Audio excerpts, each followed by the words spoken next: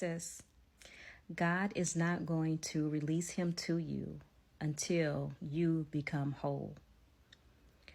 So inside our private community, I've been reading the comments over the last couple of days, and what the collective is feeling is a lot of sadness, a lot of I miss him, a lot of like, how am I supposed to continue on in life like this? And first, you all are doing phenomenal. You all are doing exactly what you are supposed to do. It's been a little while since we started this challenge, and I feel like now, as a collective, people are just like, I miss him, and this sucks, right? And so I started to feel that, like, as I was reading all the comments, I just started to get really heavy. So I went before the Father, and I'm like, Lord, like, your daughters have done what you told them to do. They have gone before you. They have detached, they have completely just let their hands off of their relationship. They have shielded that love. They're not denying anything that you placed inside them. And they're lifting up these men. How is she supposed to survive this? Like, because of the pain, and this is how I'm going to say it how I was feeling it. It's pain, it's misery. Like, as I'm reading these comments, it's like, Lord. But I was talking to God like, Lord, she's done what she's supposed to do. Why does she have to feel like this? And I know she doesn't have to feel like this. And what I was trying to pull back the layers, like, Lord, she's done what she's supposed to do.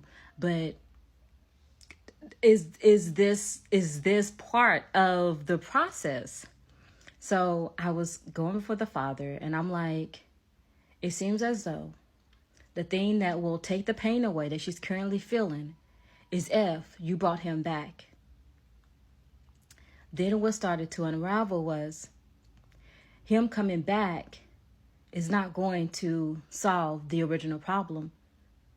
And it was like, it seemed like the problem, which was like him or the relationship, is like the solution to you feeling better.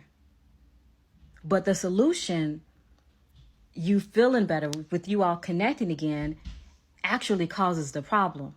So it's like the problem is the solution, but the solution is the problem. And I was like, Lord, this seems very toxic. Like, the thing that she's wanting so bad that will give her comfort is the thing that's actually hurting her. And I'm like, so what is she supposed to do, right? Like, we can all say that we decided to detach or take our hands off because something wasn't right with the relationship, or God was calling the sisters to move this way.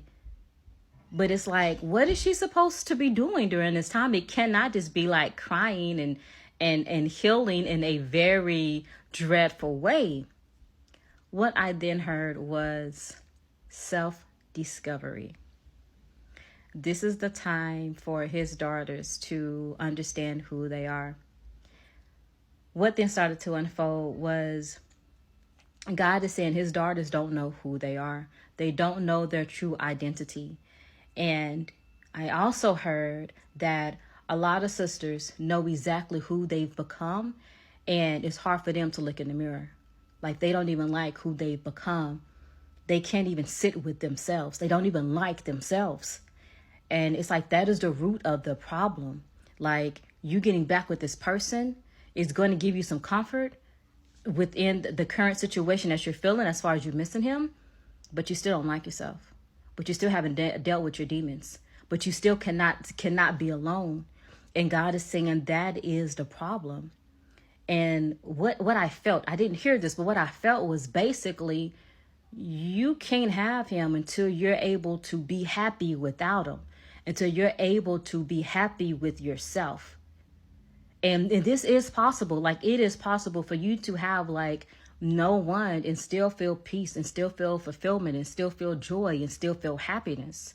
But it seems as though us as women, we have allowed the man to allow us to feel those things.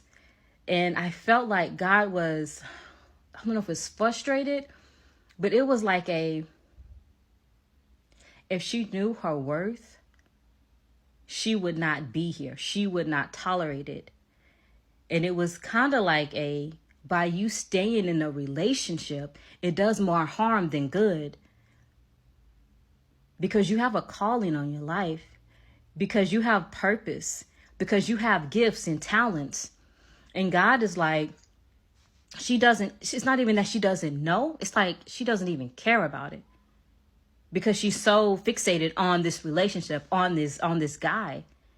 And it's like the guy isn't even filling you up. Like the guy is not, I guess it would be different, if the guy was an awesome, amazing, righteous man of God. And it's like, this is such a blessing. But it's like, this is a curse. Like, you're in a curse. And it's more like she should be rejoicing that I removed her from this curse, as opposed to like crying over the curse.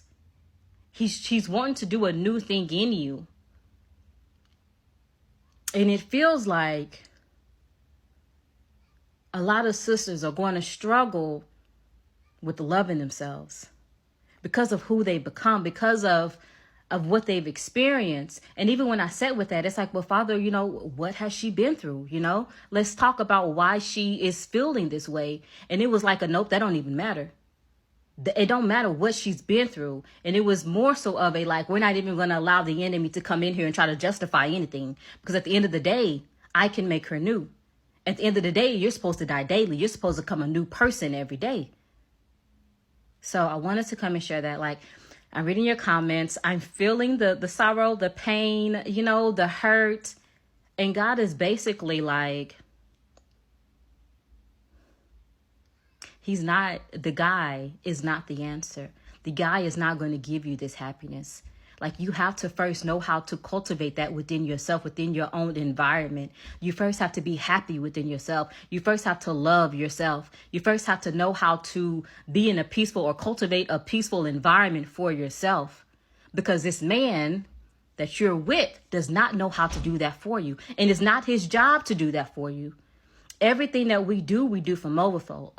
Everything that we give from overflow. And we talked about this inside the community, but I just wanted to come and share that. God is basically saying, I'm not releasing him until you are whole, until you are okay without having him. And not even okay. It's like until you are thriving, until you are in your position, until you know who you are, I'm not bringing him nowhere near you. Because it's just going to be another trap. It's just going to be another cycle. So hopefully that can help. As far as like even in keeping you occupied with something else to do while you're waiting, while things are coming together. It's not just you going day to day, missing him, trying to figure out life and when is he going to call and text. I really felt like God was like really annoyed, really annoyed with how it's like, I want him to text me. And it's like, do you really do you want to go back to that? Do you really want to go back to that? Like if he was to show up right now, won't nothing be different?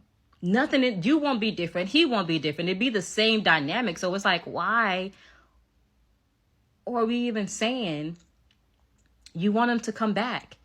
And like, why is that even the prize? Why is it such a blessing for him to come back to you? Like, I felt like God was just a little annoyed with how much attention is being put on the guy reaching back out, when it's like, do you know who you are? Like, do you know what you are capable of? Do you know what you can produce? So just wanted to come and share that. You all are doing what you're supposed to do.